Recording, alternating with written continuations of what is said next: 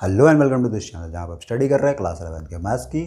और इस सीरीज में अभी तक हम लोगों ने बाइनोमियल थ्योरम के ऊपर बहुत सारा डिस्कशंस किया हुआ है। मतलब बाइनोमियल थ्योरम के ऊपर बेस्ड क्वेश्चंस को किस तरीके से हमें अप्रोच करना चाहिए ये हम सीख चुके हैं। आज इस वीडियो में हम उसी बाइनोमियल थ्योरम से ही रिलेटेड थोड़ा एक और स्टेप ऊपर जाएंगे जिसे हम बोलेंगे मल्टीनोमियल्स। मल्टीनोमियल्स कहने का मतलब क्या? तो हमने अभी तक स्टडी क्या किया है? तो हमने अभी तक स्टडी किया है कि अगर मान लो मेरे पास दो टर्म है, हम raise to the power n का फॉर्म हो तो हम उसे किस तरीके से एक्सपैंड करते हैं। ठीक है, कहने का मतलब अगर मैं a plus b raise to the power n के एक्सपांसन की बात करूं तो हमने यहाँ पे वो डिस्कशन किया है। और हमने इस टर्म का नाम क्या दिया था? तो बाइनोमियल दिया था। क्यों? क्योंकि there are two terms. Now आज इस वीडियो में हम लोग डिस्कस करेंगे कि what about the multinomials. Multinomials कहने का मतलब क्या कि अगर मेरे पास दो से ज़्यादा टर्म्स आ जाए और मुझे उसे एक्सपैंड करना हो तो हम किस अप्रोच को फॉलो करेंगे। तो बेसिकली टिल 12 या JEE इसके पर्सपेक्टिव से बोलूँ तो वहाँ पे हमें इस पे ज़्यादा क्वेश्चंस तो नहीं आते, मीन्स इसके एक्सपांसन से रिलेटेड क्वेश्चन तो नहीं आते, लेकिन वहाँ पे हमें दो टाइप के क्वेश्चन पूछे जाते हैं। क्या पूछे जाते हैं कि अगर कोई मल्टीनोमियल का एक्सपांसन हम कहते हैं तो उसमें नंबर ऑफ टर्म्स कितने होंगे, पहली चीज़। और दूसरी चीज़ हमसे क्या पूछी जाती है? तो दूसरी चीज़ हमसे पूछी जाती है कि किसी पर्टिकुलर टर्म को दे दी जाएगी और पूछा जाएगा कि what is the coefficient of that term. मतलब वो टर्म में का कोएफिशिएंट हमारे एक्सपांसन में क्या आएगा। तो हमें ये दो चीज़ें जाननी है, तो आज हम उसी पर डिस्कशंस करेंगे। ओके, तो चलो समझते हैं। इसको समझने के लिए भी हम अपने बाइनोमियल थ्योरम का थोड़ा सा यूज़ करेंगे।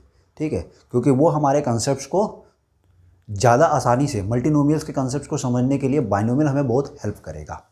Okay, so let us start the session. बहुत ही इंटरेस्टिंग सेशन होने वाला है क्योंकि मल्टीनोमियल्स के क्वेश्चन को हमको सॉल्व करने में बहुत ही मदद मिलने वाली है अगर हम इस वीडियो को देख लेंगे तो। ठीक है, सो लेट अस स्टार्ट। कि हमारा एम क्या है कि अगर मुझे a plus B plus c raise to the power n की टर्म आए और मुझे इसे एक्सपैंड करना हो, या इससे बड़ी वैल्यू और बड़े एक्सपेंशन की बात कर लेते हैं तो a plus B plus C plus d raise to the power n, अगर ऐसे टर्म आ गए और मुझे इसके ऊपर एक्सपांसन से रिलेटेड क्वेश्चंस आ गया तो हम कैसे सॉल्व करेंगे। तो यहाँ पे दो इंपॉर्टेंट टाइप के क्वेश्चंस पूछे जाते हैं हमको, और इस पे JEE ने क्वेश्चन पूछा भी है कभी कभी, तो हमें थोड़ा सा इसका आइडिया होना चाहिए, इसलिए आज मैं इसे डिस्कस कर रहा हूँ। So basically this topic name is multinomials. Multi कहने का मतलब मोर देन टू। अगर हमारे पास टर्म्स हो तो उसके एक्सपांसन से रिलेटेड हम क्वेश्चंस को किस तरीके से डील करेंगे। ओके, तो हम सबसे पहले इनके आंसर्स ढूंढने के लिए हम अपने थोड़ा बाइनोमियल के एक्सपांसन पे आते हैं कि अगर मुझे a plus b raise to the power n करना है, को एक्सपैंड करना है, तो हमारे जनरल टर्म का एक्सप्रेशन कुछ हमने किस तरीके से लिया था। तो हमने जनरल टर्म का एक्सप्रेशन कुछ इस तरीके से लिया था कि r की वैल्यू 0 से n तक लेनी है, NCR है, a raise to the power n minus r है और b raise to the power r। ऐसा होता है हमारा। So basically this is what, तो this is your general term, जो कि कहाँ से स्टार्ट होती है, जहाँ पे r की वैल्यू कहाँ से स्टार्ट होती है, 0 से स्टार्ट होती है और कहाँ तक जाती है, n तक जाती है। So this term is called what, the coefficient और binomial coefficient for this expansion. Okay, थोड़ा इसको हम एक और स्टेप आगे चलते हैं और इस एक्सपांसन के बारे में सोचते हैं कि क्या इस NCR को मैं उसके फॉर्मूले के टर्म में एक्सप्रेस करूं तो ये क्या कुछ ऐसा आता है हमारा, a raise to the power n minus r और b raise to the power r। ऐसा होता है, मतलब NCR को फॉर्मूले के फॉर्म में एक्सप्रेस कर लिया हमने तो कुछ ऐसा एक्सप्रेशन मिला हमको। अब हम रिलेट करते हैं कि किसी पर्टिकुलर टर्म के कोएफिशिएंट से हम अपने जनरल बाइनोमियल कोएफिशिएंट्स को कैसे रिलेट करेंगे।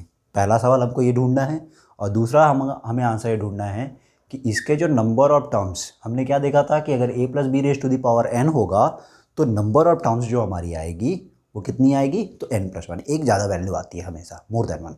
ठीक है, तो हम इस वैल्यू में 1 ऐड करके ले लेते हो वैल्यू। तो अगर मान लो मेरे पास ये एक्सप्रेशन टर्म है और मुझे इसे एक्सपैंड करना है तो इसमें कितने नंबर ऑफ टर्म्स आएंगे।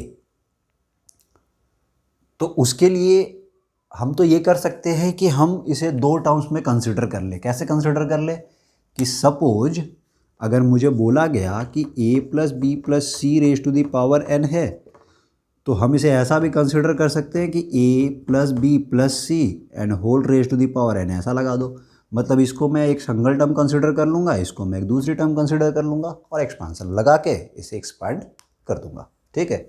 But that step is little bit lengthy और बेसिकली हमें इसके एक्सपांसन के बारे में ज़्यादा पूछा भी नहीं जाता है। हमें इससे रिलेटेड कैसे क्वेश्चन पूछे जाते हैं, तो हमें इससे रिलेटेड नंबर ऑफ टर्म्स वाले क्वेश्चन पूछे जाते हैं, ठीक है। तो वैसे तो हम इसका डिस्कशन कर सकते थे, इसे डिटेल में जाके सॉल्व करके चेक कर सकते थे कि हमारे पास नंबर ऑफ टर्म्स कितनी आएगी। तो मैं जनरल बता देता हूँ कि अगर मेरे पास कोई एक एक्सपांसन इस तरीके का है, then the number of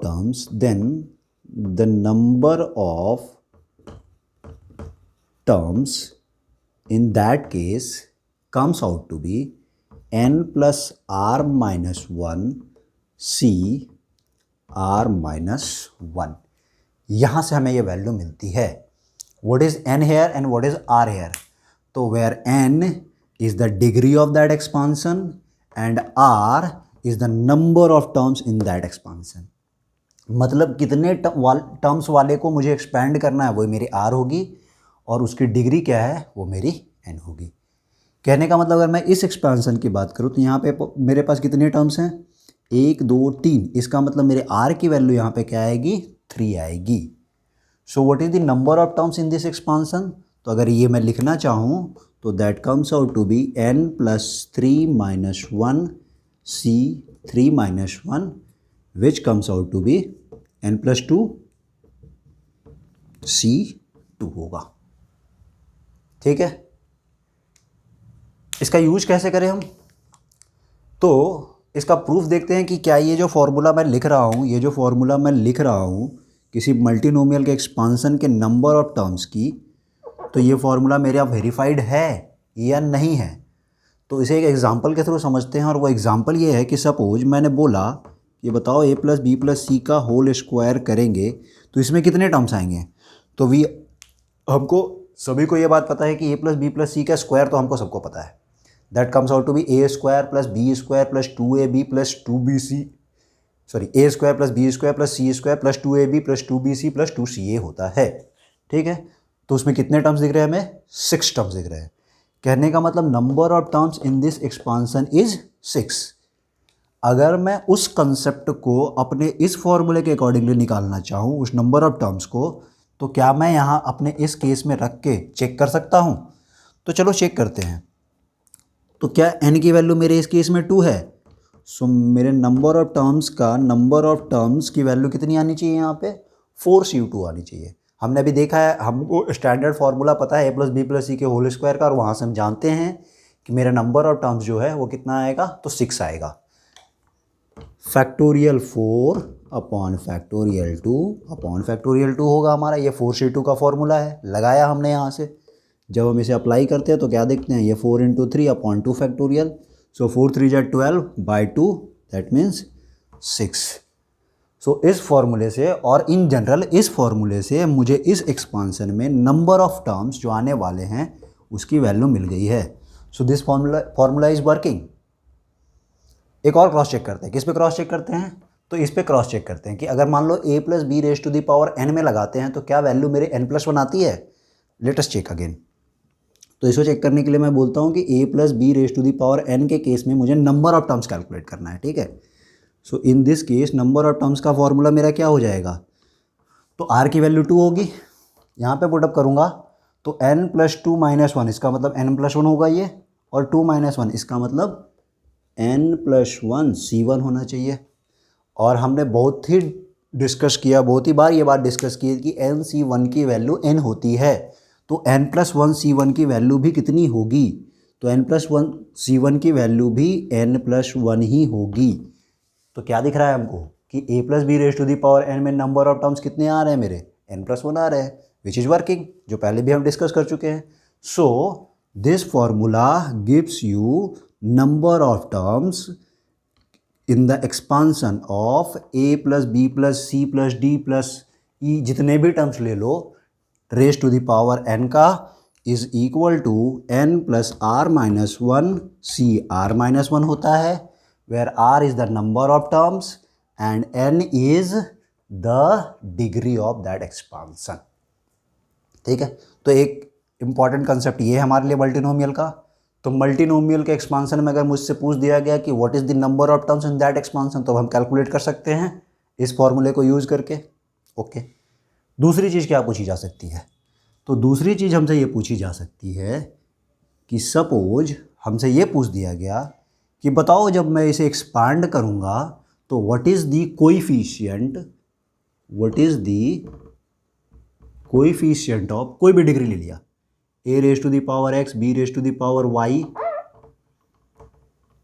a raise to the power x, b raise to the power y and c raise to the power z का कोएफिशिएंट क्या होगा? कोएफिशिएंट ऑफ इक्वल टू लिखता हूँ, कोएफिशिएंट ऑफ की बात करता हूँ।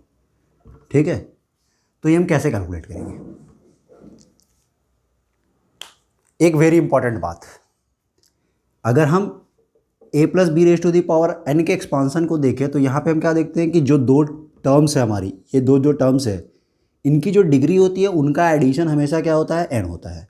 सो n minus r plus r करूँगा तो क्या ये वैल्यू n मिलेगी? यस, तो ये वैल्यू मुझे n मिलेगी। So the most important thing is x plus y plus z should always be equal to क्या होना चाहिए? n होना चाहिए। अगर 4 टर्म है तो उनकी डिग्री का एडिशन भी क्या होना चाहिए? n होना चाहिए। अगर 5 टर्म है तो उनकी भी डिग्री का एडिशन क्या होना चाहिए? n होना चाहिए। मतलब कि यहाँ पे जितने भी टर्म्स आ जाए, ये मैं a plus B plus c के बाद a plus B plus C plus d भी बोलूँगा तो भी a की डिग्री, b की डिग्री, c की डिग्री, d की डिग्री किसी पर्टिकुलर टर्म पे जो आएगी उन सभी का एडिशन हमेशा n होता है। ये बात बहुत ही पक्की बात है, तो इसे हम नोट करके रख लेंगे। क्या होता है हमेशा? वैल्यू n जरूर होता है। ठीक है, मतलब सारे टर्म्स की डिग्री का एडिशन क्या होता है? पूरे एक्सपांसन की डिग्री के बराबर होता है। मैं बार बार इसीलिए बोल रहा हूँ कि इसे हम नोट करके रख लेते हैं। Very important point. दूसरी बात, now what about that coefficient? तो आते हैं यहाँ पे, ये है मेरा coefficient a plus b raise to the power n का कोएफिशिएंट। तो a plus b raise to the power n में बाइनोमियल कोएफिशिएंट की बात जो हम कर रहे हैं वो कैसे मिल रहा है मुझे? तो factorial n upon n minus R का factorial into R factorial. So numerator में एक बात तो पक्की है कि यहाँ पे हमेशा आएगा n फैक्टोरियल, मतलब जिस टर्म तक का मुझे एक्सपैंड करना है उसकी डिग्री का फैक्टोरियल मेरे यहाँ पे आएगा। तो इस केस में मेरा फैक्टोरियल n तो ऊपर आएगा अगर मैं a plus B plus c raise to the power n के एक्सपांसन में इस टर्म का कोएफिशिएंट ढूंढना चाहता हूँ तो। पहली चीज़। दूसरी चीज़, यहाँ पे a की डिग्री कितनी दिख रही है? n माइनस आर, और b की डिग्री क्या दिख रही है? r। क्या इन्हीं दोनों टर्म का कोई फैक्टोरियल डिनोमिनेटर में है मेरे पास? क्या? यस। हम किसी भी स्टेप में किसी भी टर्म की बात करेंगे तो हर बार यही लॉजिक दिखेगा मुझे। दिखेगा क्या?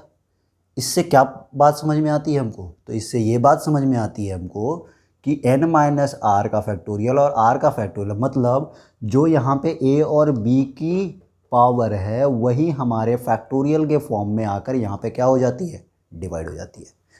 सो इन दिस केस a की डिग्री x, b की डिग्री y, c की डिग्री z, तो अब इसे बोलेंगे x factorial upon y factorial and z factorial. So this will give you the degree of coefficient of a raised to the power x, b raised to the power y, c raised to the power z in the expansion of a plus b plus c raised to the power n। ये logic clear हुआ है? अगर ये logic clear हो गया है तो अगर मैं इस टर्म की भी बात करूंगा तो ऑब्वियस सी बात है यहाँ पे 4 टर्म्स आ रही है तो मेरे डिनोमिनेटर में 4 फैक्टर्स आएंगे क्योंकि यहाँ पे एक d की टर्म भी आएगी। सो d की जो भी डिग्री होगी उसे भी हम क्या कर देंगे? यहाँ पे उसे भी हम क्या कर देंगे? वहाँ पे डिवाइड कर देंगे। फॉर एग्जाम्पल, अब चलो क्वेश्चन लेते हैं। एक छोटा सा क्वेश्चन लेता हूँ। क्वेश्चन क्या लेता हूँ मैं, इसी को थोड़ा सा जनरलाइज फॉर्म में समझाता हूँ कि अगर मान लो मुझे बोल दिया गया a plus B plus c raise to the power 10 है, ठीक है, और मुझे फाइंड करना है, मुझे यहाँ से फाइंड करना है इस एक्सपांसन में coefficient of a cube B square C raise to the power 5। ठीक है, तो जब हम इसे एक्सपैंड करेंगे तो कभी ना कभी मुझे ए वाली टर्म जरूर मिलेगी।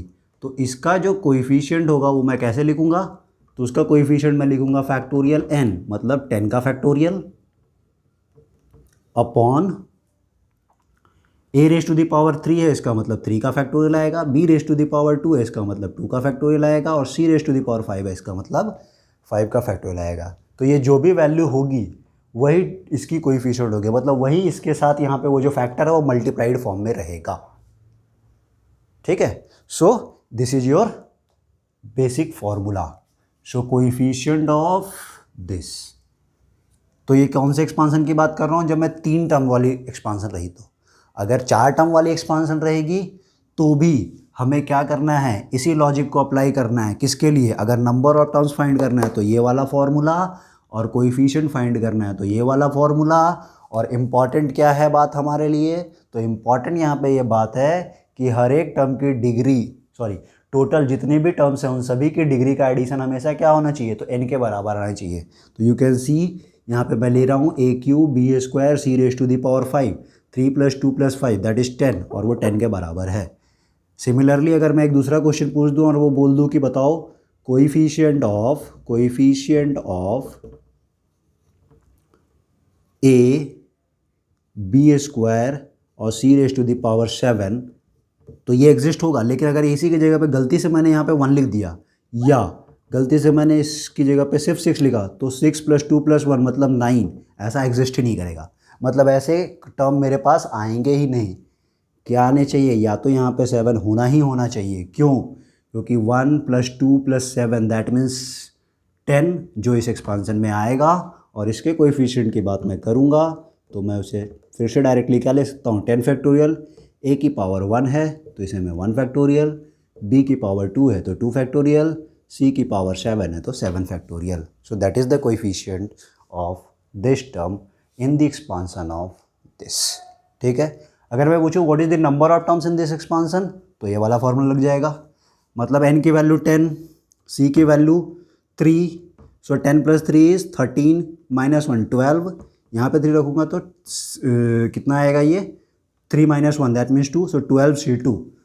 So number of terms in this case, अगर मैं इसी में क्या बना लूँ, नंबर ऑफ टर्म्स की बात करूँ तो वो क्या दिख रहा है, n की वैल्यू 10 रख दूंगा, r की वैल्यू 3 रख दूंगा, और सारी वैल्यू पुटअप करने के बाद ये 12 C2 आएगा। और जब आप इसे सॉल्व करेंगे तो ये आ जाएगा हमारा 66। डायरेक्ट मैंने लिखा है आंसर, क्योंकि मुझे इसका सॉल्यूशन पता है, स्टेप क्या करना है मुझे, तो मैंने कर लिया। आप भी इसे सॉल्व करोगे तो आपको भी ये रिजल्ट मिलेगा। कहने का मतलब इस a + b + c raise to the power 10 के एक्सपांसन में टोटल कितने टर्म आएंगे, टोटल 66 टर्म्स आएंगे। ठीक है, तो आज का ये वीडियो मुझे बेसिकली यही समझाना था। कभी कभी इस कंसेप्ट के ऊपर भी JEE या और भी अलग अलग कॉम्पिटिटिव एग्ज़ाम्स की बात करूँ, NDA एग्ज़ाम की बात करूँ, या किसी स्टेट CET की बात करूँ, हर जगह पे ये क्वेश्चंस अप्लाई हो जाते हैं कभी कभी। ठीक है, या उसके इन पे बेस्ड कभी कभी क्वेश्चंस पूछ दिए जाते हैं। ठीक है, तो होपफुली आपको ये वाला कंसेप्ट समझ में आ गया होगा, क्या क्या चीज़ें हमने यहाँ पे डिस्कस की है। एक बार वीडियो को अच्छे से देखें पूरे स्टार्टिंग से लेकर, तो आपको अगर कहीं पे डाउट रह गया हो तो आप उसे आसानी से समझ सकते हैं। Thank you. अगर आपको ये वीडियो पसंद आया तो वीडियो को लाइक कर दीजिए, चैनल को सब्सक्राइब कर लीजिए, अपने दोस्तों को शेयर कर दीजिए। ठीक है, और अब अगले वीडियो से हम कुछ नया चैप्टर स्टार्ट करेंगे। Okay, thank you.